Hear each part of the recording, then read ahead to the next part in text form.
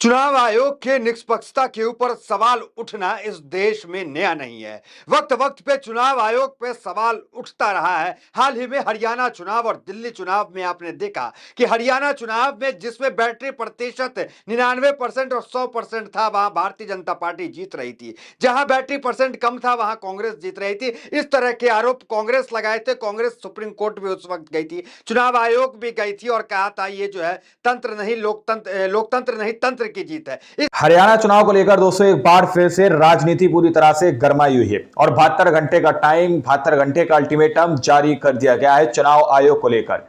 पूर्व चुनाव आयोग मुक्त जो राजीव कुमार है, उनको पूरी तरह से ज्ञानेश कुमार ने कहीं ना कहीं दोस्तों फंसा कर रख दिया। और किस तरह से बंगाल को लेकर मामला सामने निकल कर आया है कि चुनाव आयोग किस तरह से कहीं ना कहीं अंदर ही अंदर कुछ ऐसा खेल करता है जिससे भाजपा को फायदा पहुंचता है। तो क्या कुछ बंगाल के अंदर का खेल सामने निकल कर आया, पूरा खेल एक्सपोज हो गया कि बंगाल के अंदर किस तरह से ईपीआईसी नंबर को लेकर पूरा भांडा फोड़ हुआ दोस्तों। और जिसमें कहीं ना कहीं दावा यह किया जा रहा है कि 72 घंटे के अंदर यदि जवाब नहीं दिया गया तो 72 घंटे के अंदर जेल भी हो सकती है चुनाव आयोग को। हमारे साथ वरिष्ठ पत्रकार मौजूद हैं, आप पहले उनकी दानिश अंजार की ये रिपोर्ट देखिए, फिर मैं आखिर में आपसे बात करूंगा। चुनाव आयोग के निष्पक्षता के ऊपर सवाल उठना इस देश में नया नहीं है। वक्त वक्त नया पे नहीं है चुनाव ये। आयोग पे सवाल उठता रहा है। हाल ही में हरियाणा चुनाव और दिल्ली चुनाव में आपने देखा कि हरियाणा चुनाव में जिसमें बैटरी प्रतिशत 99% और 100% था, वहां भारतीय जनता पार्टी जीत रही थी। जहां बैटरी परसेंट कम था, वहां कांग्रेस जीत रही थी। इस तरह के आरोप कांग्रेस लगाए थे। कांग्रेस सुप्रीम कोर्ट भी उस वक्त गई थी,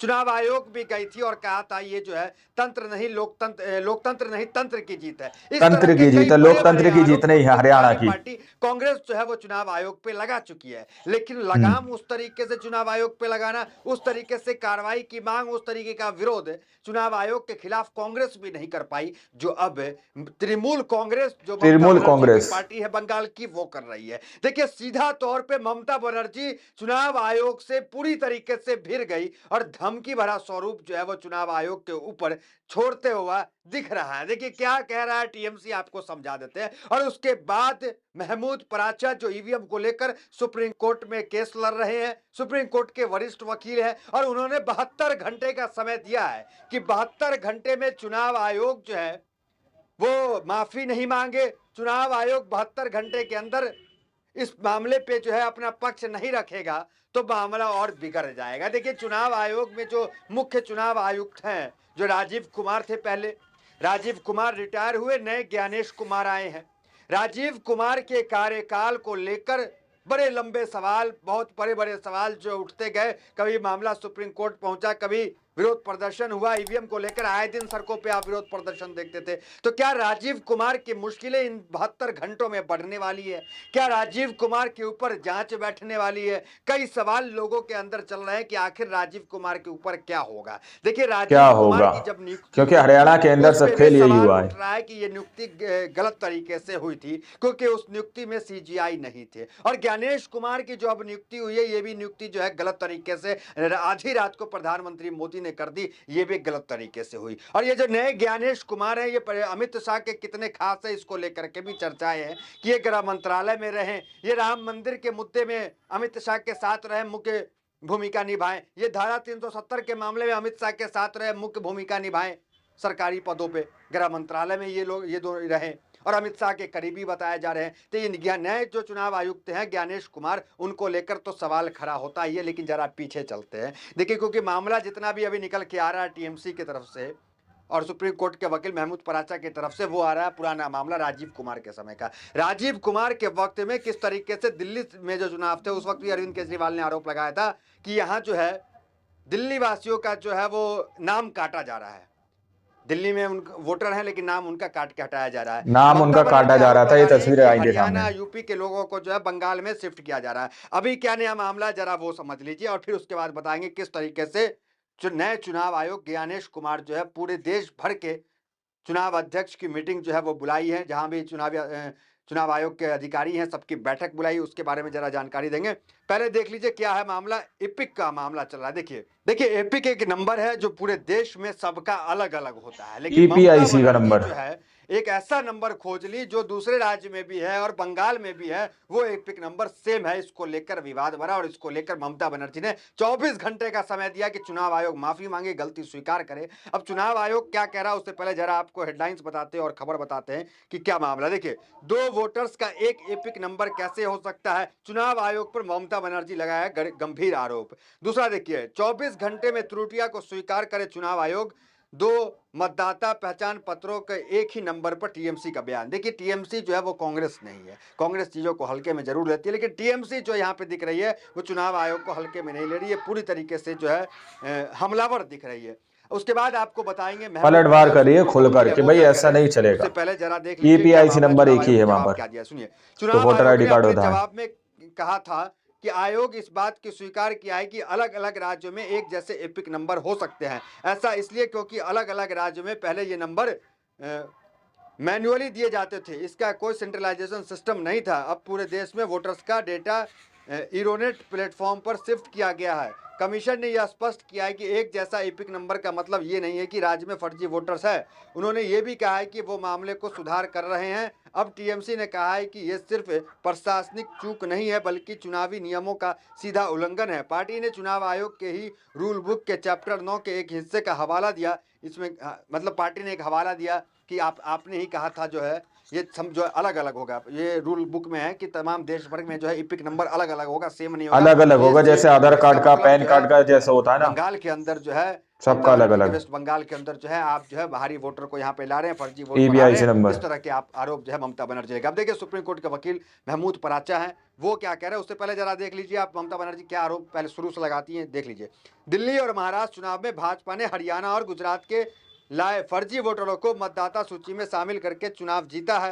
भाजपा बंगाल में ऐसा करने की कोशिश करेगी क्योंकि वह जानती है कि निष्पक्ष तरीके से बंगाल में कभी चुनाव नहीं जीत सकती। ये आरोप ममता बनर्जी का है कि बाहरी लोगों को जो है वो ला करके जो है यहाँ पे मतदान बढ़ाने की कोशिश भारतीय जनता पार्टी करेगी। उसी बीच एपिक नंबर को लेकर ममता बनर्जी ने बवाल खड़ा कर दिया कि एपिक नंबर सेम कैसे हो गया। अब इसके जवाब में जो है नए जो चुनाव आयुक्त हैं ज्ञानेश कुमार दिया कि हम सुधार कर रहे हैं।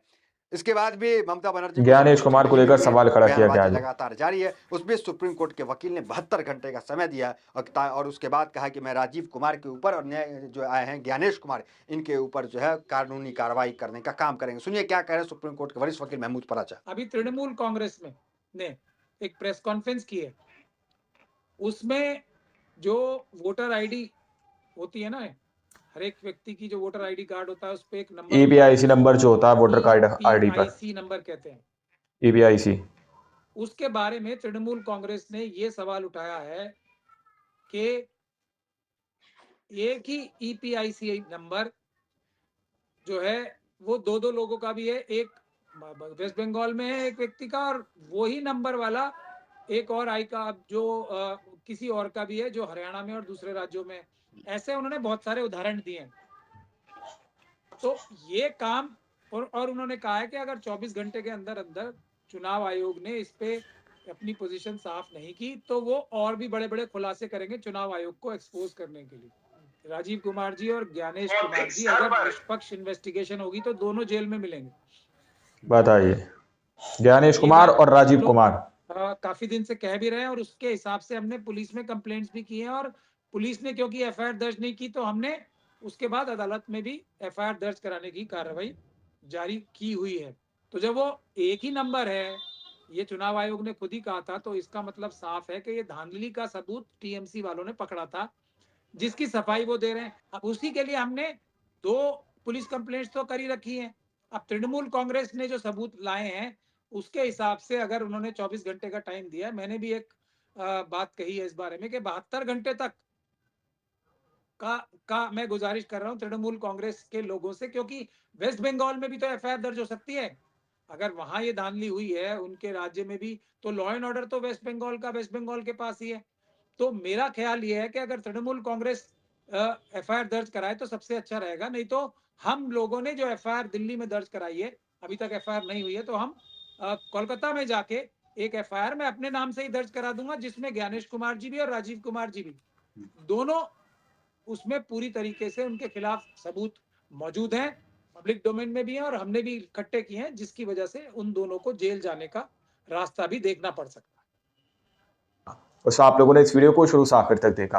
वीडियो के अंदर स्टार्टिंग में मैंने आप लोगों से कहा कि क्या कुछ यहाँ पर इस वीडियो के अंदर बताया गया। हरियाणा चुनाव के अंदर जो धांधली अपने चरम पर देखी जा रही है, हरियाणा की भी वीडियो हमने आपको इस रिपोर्ट से पहले दिखाई थी, लेकिन अब बंगाल के अंदर ईपीआईसी नंबर को लेकर किस तरह से खुलासा हुआ है कि एक ही ईपीआईसी नंबर में आप लोगों को बता दूं कि क्या होता है।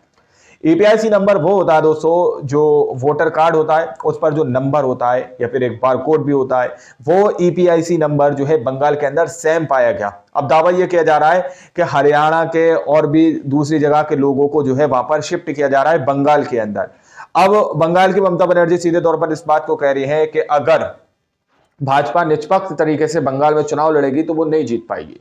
ये बात भाजपा जानती है, ऐसा उनका कहना है। इसलिए वहां पर भी कहीं ना कहीं हर तरीके की तिगड़म लगाकर वहां पर जीतने की कोशिश भाजपा करेगी। ये दावा जो है ममता बनर्जी करती हुई नजर आ रही है। और फिर उन्होंने कुछ ऐसी तस्वीरें, कुछ ऐसे एविडेंस को भी कैप्चर कर लिया और पकड़ लिया जिस पर चुनाव आयोग को लेकर सवाल खड़ा किया जा रहा है। अब महमूद पराचा भी सीधे तौर पर कह रहे हैं कि अगर उनकी तरफ से स्पष्टीकरण नहीं निकल कर आता 72 घंटे के अंदर तो फिर वो भी एफआईआर दर्ज करेंगे। तो कहीं ना कहीं दोस्तों चुनाव से पहले कुछ ऐसी स्थिति सामने निकल कर आई है, क्योंकि जो है तृणमूल कांग्रेस जो बंगाल की है वो इस मामले को हल्के में नहीं ले रही। जिस तरह से कांग्रेस जो आईएनसी लेती है वो इस तरह से ले लेती है, लेकिन तृणमूल कांग्रेस जो है पूरे रेस्ट्रिक्शन के मूड में नजर आ रही है, पूरी ज्यादा अवेयर दिख रही है और कहीं ना कहीं चुनाव आयोग को लेकर बहुत ज्यादा सख्त भी है। अब आप लोग जरा सोचकर बताइएगा कि अगर बंगाल के अंदर इस तरह से खेला चरम पर चल रहा है तो क्या हरियाणा के अंदर भी ईपीआईसी का नंबर जो है वो खेल किया गया? इसी तरह से जिस तरह से दावा किया जा रहा है कि बंगाल के अंदर लोगों को शिफ्ट किया जा रहा है चुनाव के लिए, जहां पर अभी चुनाव होने जा रहे हैं विधानसभा के। अब आप लोग जरा सोचकर बताइए कि क्या कुछ सच्चाई है और इस रिपोर्ट के बारे में आप क्या सोचते हैं। मिलता है अगली वीडियो में, जब तक के लिए जय हिंद, जय भारत।